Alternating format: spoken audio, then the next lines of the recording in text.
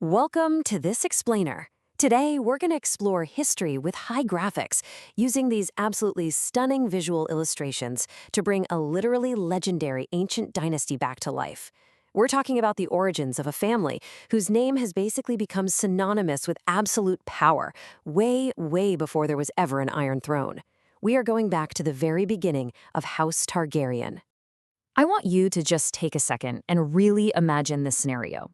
Imagine a world where kings didn't look across a battlefield and fear the opposing army's infantry or cavalry. Instead, they looked up. They feared the sky. Picture a world where a single, sky-born creature could instantly shatter castles, completely scatter armies, and unilaterally dictate the fate of entire kingdoms. The stakes in this ancient world were impossibly high. Okay, let's dive into this, because true power back then wasn't found in a crown, or a fancy title or a piece of land. It was quite literally running through their veins. The descendants of this ancient civilization carried something almost no one else on the planet possessed: the blood of the dragon.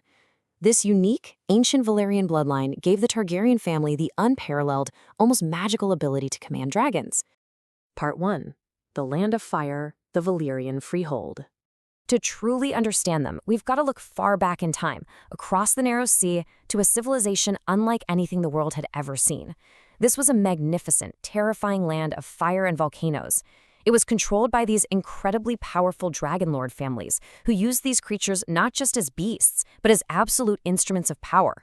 With dragons above and vast armies below, they built an unchallengeable empire, with enormous wealth and extraordinary knowledge. But here's the fascinating part. The Targaryens, they weren't even the most powerful family in the Freehold. Not even close. They were just one dragonlord family among many.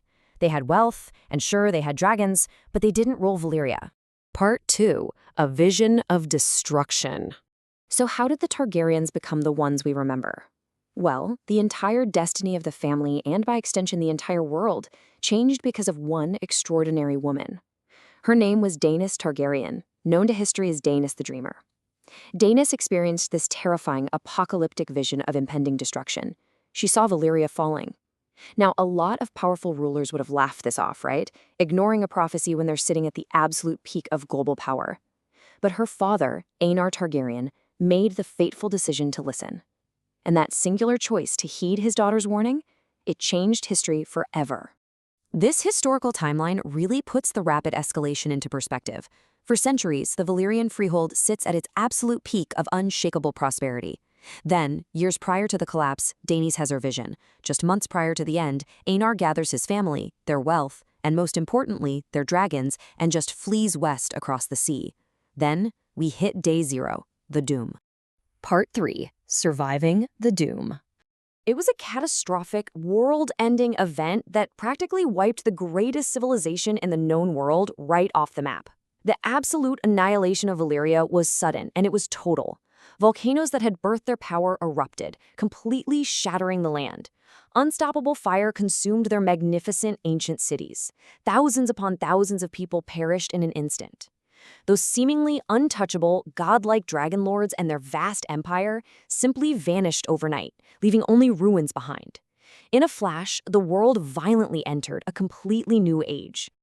Now, what's really interesting about this slide is this single number. Out of an entire, sprawling global empire, out of all those incredibly powerful rival houses that totally dwarfed the Targaryens in wealth and influence, only one single Dragonlord family survived. One. Part 4. The Dragonstone Dynasty. They survived because they fled. They crossed the Dark Sea and settled on a bleak, volcanic island called Dragonstone.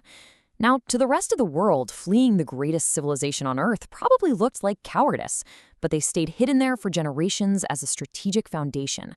This was a crucial waiting period for them.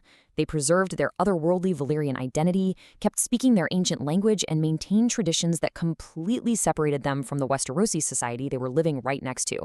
And, most importantly, they secretly continued to raise a brand new generation of dragons.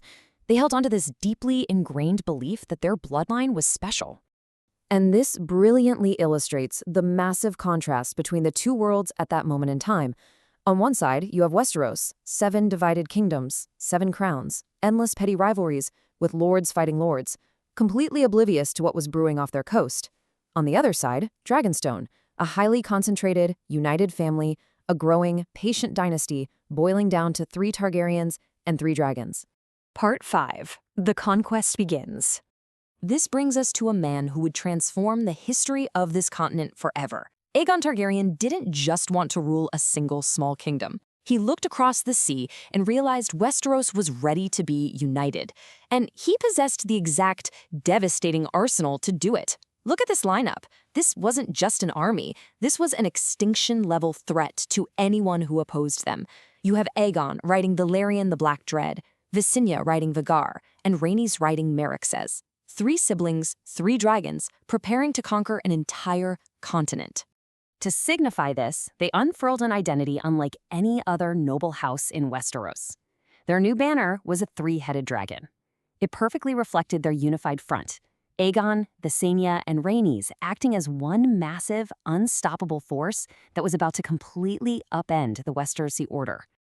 So the crucial point is really captured in their family words: fire and blood. Simple, powerful, and utterly terrifying. These words represented the 2 forces that would entirely define the Targaryen story moving forward: the immense, undeniable power of the dragon's fire, and the heavy, inescapable price of their ambition, which would be paid in blood. Why does this matter for you to know? Because this unmatched power came with a terrible internal cost.